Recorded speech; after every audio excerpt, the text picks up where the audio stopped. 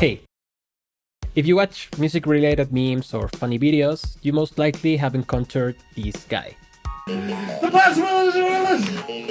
Don't give up. You may think that he's weird or he's funny, and of course he's noisy. But here's the thing, he has a lot of followers just doing that. Now, I'm not going to tell you that he's a secret genius, or I'm not going to make like a pretentious deep analysis of what he does. Or am I? No, really, I'm not going to do that. But you gotta admit, he surely enjoys what he's doing. Now, maybe your music, my music, and most of the world's music is less unorthodox compared to that. But here's the thing. When was the last time you played with music just to have fun by making weird sounds? A synthesizer is fascinating because it offers endless possibilities for sound creation by just starting with this, a simple waveform. Now, despite that, we often go for sounds that already work, like the old trusty synthesizer brassy sound.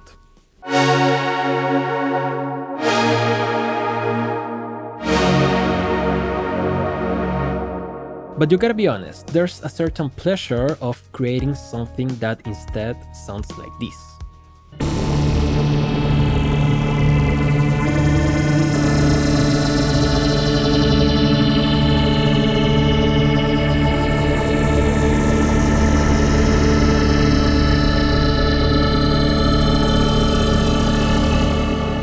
Each time I test the possibilities and limits of a synthesizer or an effect, I smile with joy, making sounds that I'm 99% sure most of my listeners won't even like.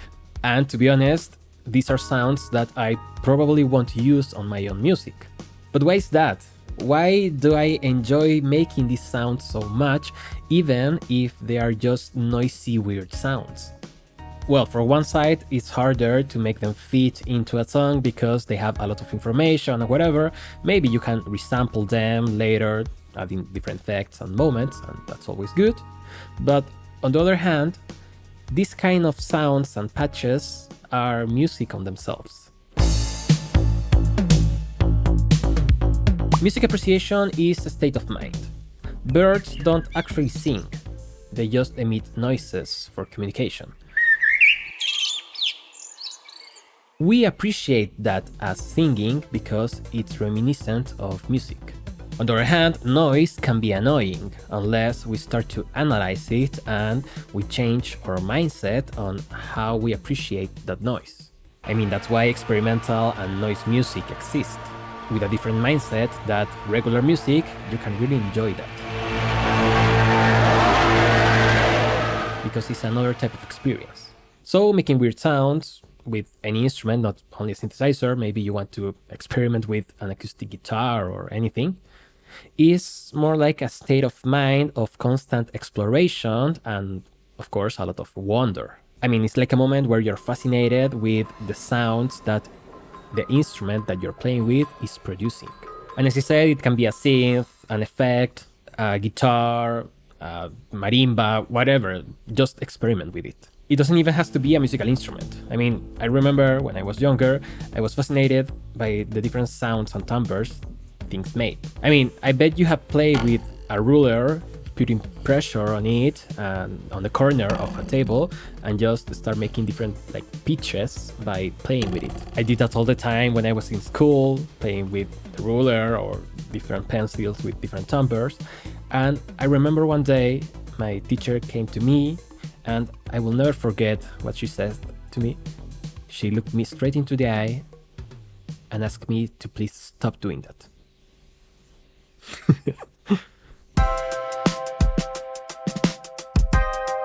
Jokes aside, I think that being a musician is not only about creating songs. This applies to all arts, honestly. Being a musician, a painter, a writer, anything is more like a state of mind. Artists explore all the endless possibilities of their craft, and the basic element of our craft is sound. Now, sometimes this can lead to sounds being used in actual songs. I mean, for instance, distorted guitars were discovered because people started to going up to 11 or on their amps. But that's not the point. My craft includes sounds, synthesizers, and music. And despite I'm more like conservative on the type of synth sounds that I use for my actual releases, having a powerhouse with different synthesis types like modal, FM, RM, AM, and whatever else, I mean, I'm not going to stop doing weird things like this.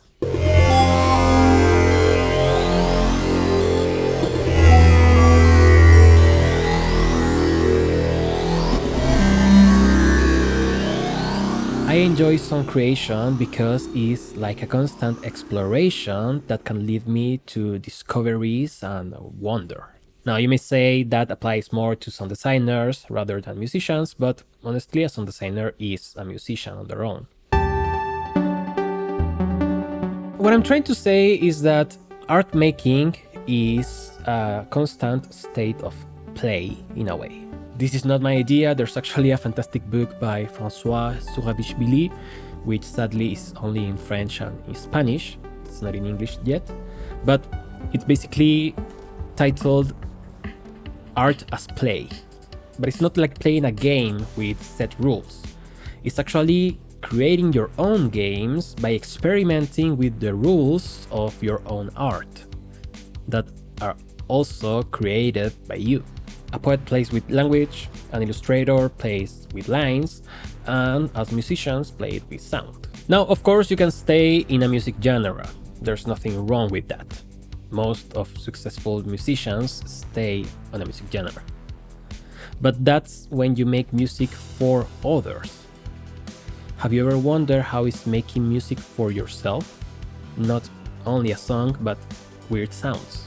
The answer is precisely that moment of playing with your own craft. It's a moment where you don't care about conventions, rules, and advices from YouTubers and people with rabbit masks.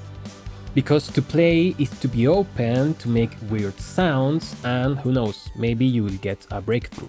But that's not the point. The point is the process. The art of making weird sounds is a moment to play and to be creative for yourself. To not be bound to the structure of an arrangement, a song, and whatever else. At the end, it's not even about sounding good. It's to just have fun and explore your own creativity. But anyway, that's the point that I wanted to make today.